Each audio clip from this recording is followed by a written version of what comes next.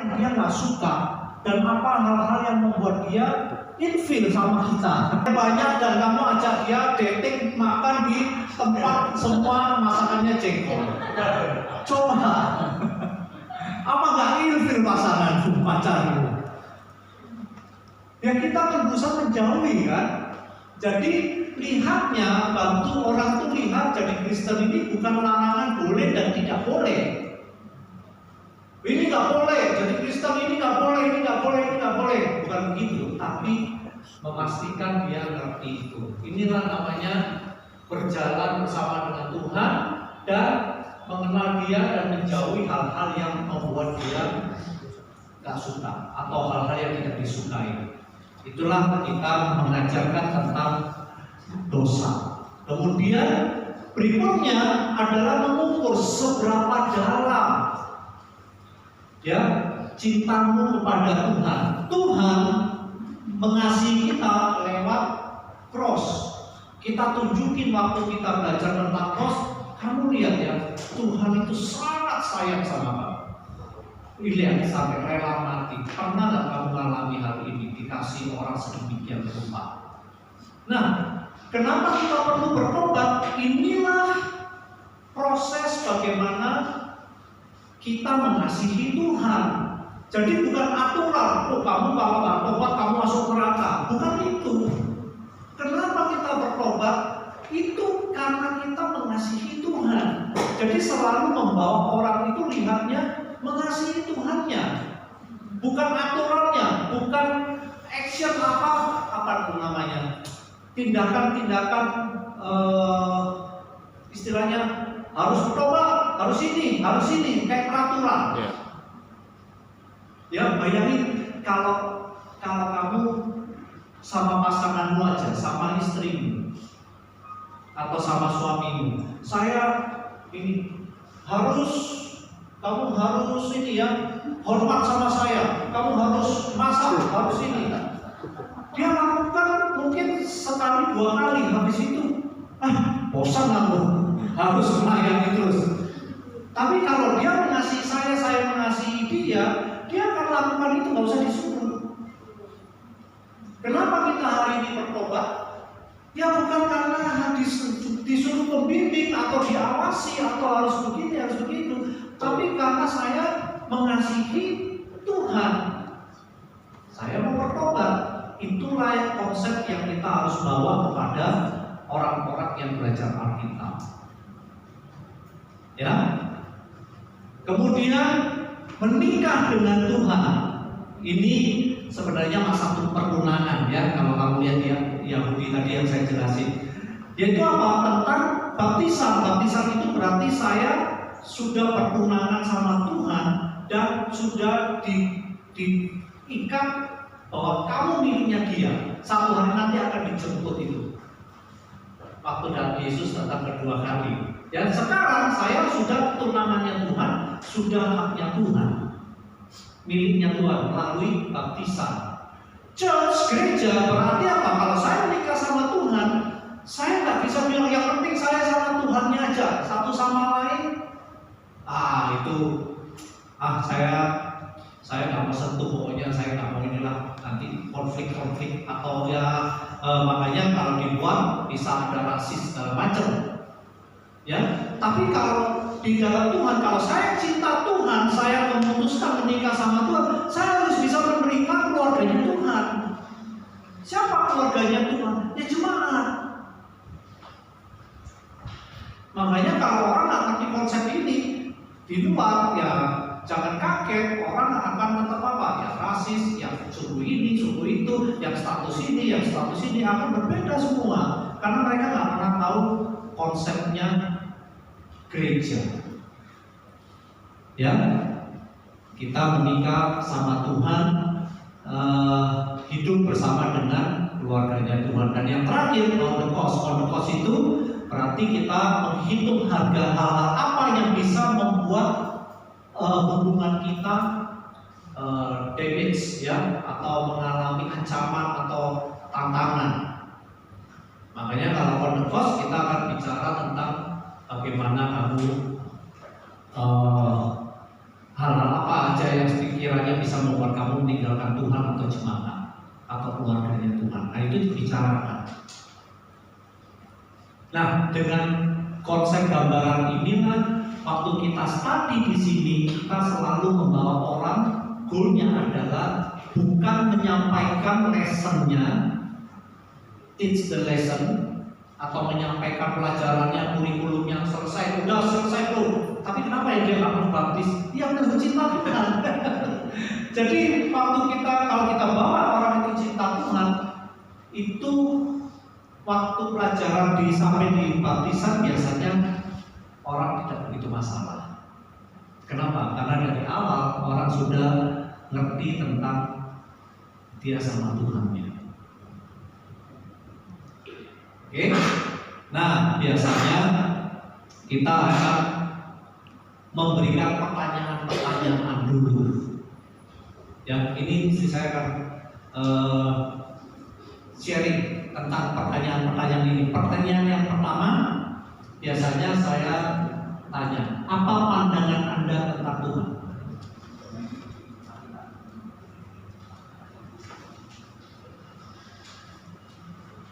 Ya sebenarnya aku bingung. Saya sama suami kalau sharing ini bukan berarti, mungkin saya juga highlight ya. Kami datang ke sini sebenarnya juga mau belajar. Dengan saya datang ke sini 1 minggu bersama Bapak Roni sama Bu Eli, banyak hal juga yang kita terimpact ya. Maksudnya kita jadi beriman, melihat dari sister juga di kota di kota Siantar dan Beligi juga banyak hal yang kita juga belajar. Nah, sebenarnya ini kita sharing karena belajar juga, bukan berarti berbeda, bukan jadi beda ya dengan pelajaran bukan. Tetapi karena ada yang hal kita belajar, gimana caranya supaya kita waktu mau study itu bisa lebih lebih menyenangkan, tidak kata ada harus, karena kita kan mau buat GKTI 3.0 gitu ya, bukan lagi kayak dulu harus gitu. Nah, kita berpikirnya gimana caranya supaya orang bisa intim dengan Tuhan, kan itu awalnya. Jadi kita ngajak orang itu untuk jatuh cinta sama Tuhan. Tetapi aku tahu waktu kita lakukan ini dari sister, sebenarnya justru studinya lama banget, tidak bisa cepat.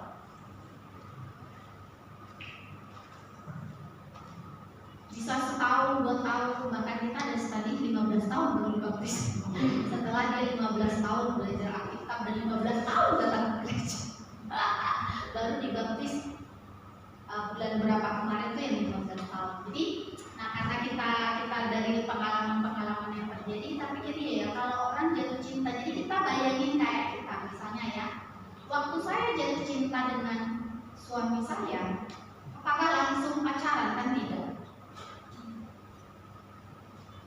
Waktu saya jatuh cinta, yang di otak saya adalah saya mau cari tahu tentang dia, rumahnya di mana, tinggalnya di mana, bibit, bebek, bobot, itu betul ya. Waktu orang jatuh cinta, itu kalau jatuh cintanya sehat, kalau pakai logika.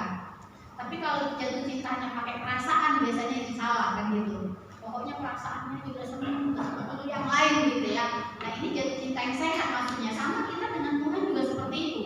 Kenapa Bapak Ibu kalau tahu kenapa ada orang jatuh cinta kepada Yesus, dia tiba-tiba memberikan seluruh hartanya kepada gereja? Karena nggak pakai logika. Setelah 2-3 tahun, 5 tahun dia jadi Kristen, habis itu dia PA dan marah karena baru logikanya jalan. Nah Tuhan tidak mau seperti itu.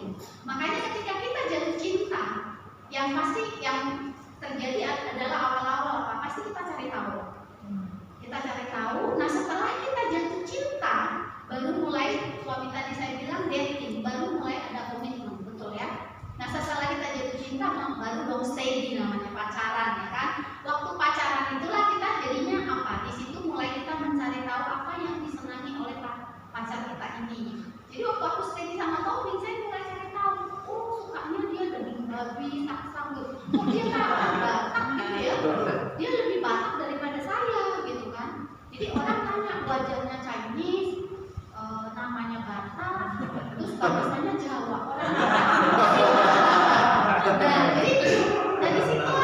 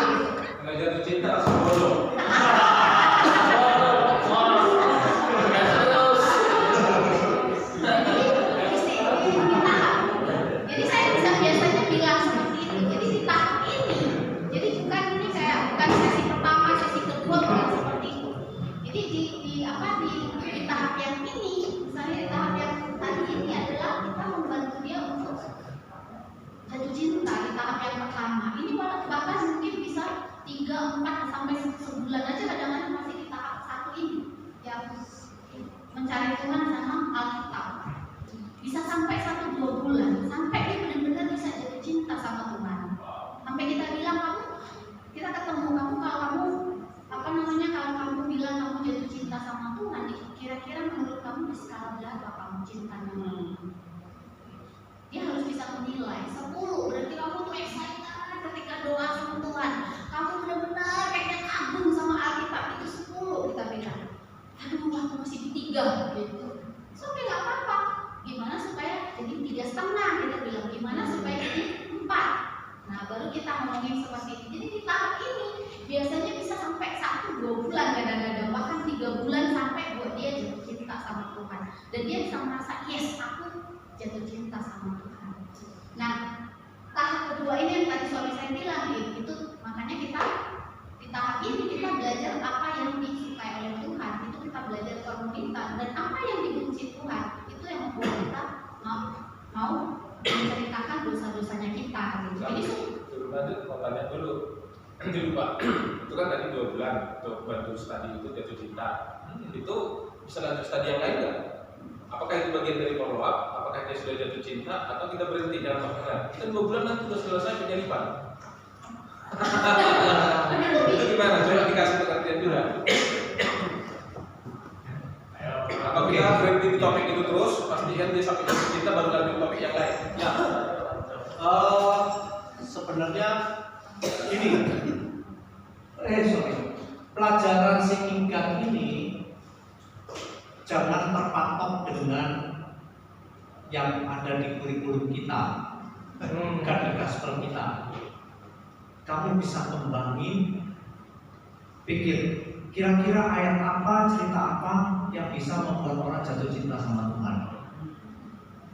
Kira-kira waktu kamu baca Alkitab, kasus kisah-kisah apa yang bisa membuat orang itu tertarik sama Tuhan, lihat Tuhan, lihat kebaikannya Tuhan. Jadi bisa diajarin, lihat ini ya, lihat ini ya, lihat ini ya, seperti itu, sampai dia benar-benar ngerti, oh iya, ternyata Tuhan ini luar biasa, Tuhan ini sayang sama aku.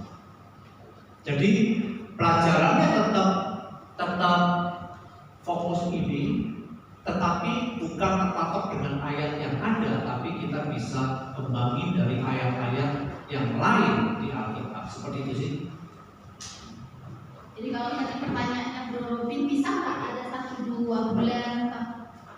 Tergantung orangnya, Bro. Jadi ada yang kita ketemukan dia baca, tetapi dia sebenarnya tidak tertarik karena disuruh baca aja.